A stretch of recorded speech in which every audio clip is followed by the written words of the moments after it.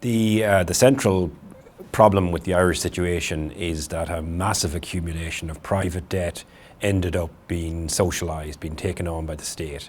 During the 2000s, property speculators in Ireland borrowed enormous sums of money from Irish banks. Irish banks borrowed it from European banks.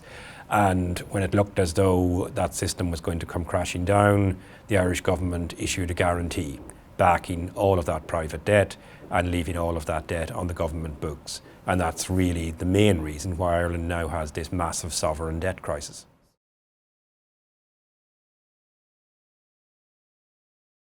Well, the Troika is definitely not a good option to manage debt in Europe. One of the ironies of this situation is I come from a global justice background. I've been campaigning on issues of global South debt for many years.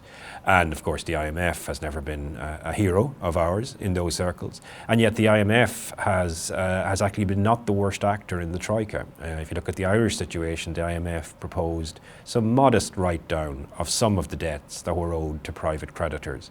And that was vetoed by the European Central Bank and by the European Commission. So, you know you're in trouble when the IMF is the least bad cop on the block. So the Troika is definitely not the answer here. And that's obviously true, not just in Ireland, but in other countries as well, where you've had very similar policies, Greece, Portugal, the Baltic countries, etc. In terms of the alternative, I think the ideal alternative would be some kind of cross-European solidarity among debtor countries, a progressive, coordinated, multilateral write-down. Failing that, I think the next best option is unilateral action by governments who have the will to do it in terms of writing down debt.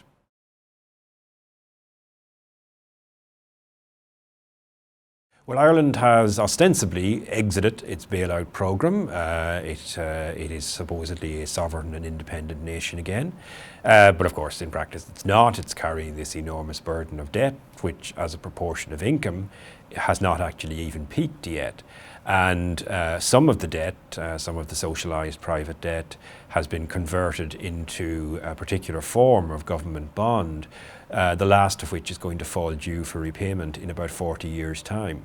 So unless action is taken, even at this relatively late stage, but not too late stage, to write down debt, then our grandchildren are going to end up repaying this debt. And of course, in the meantime, enormous damage has been inflicted on Irish society in terms of unemployment, in terms of cutbacks, cuts in people's living standards, people who could afford it least, cuts in health and education, rising suicide rates, rising alcoholism, and very high levels of emigration. So a high social price has already been paid. I think it's very important to ensure that that price is not paid into the indefinite future.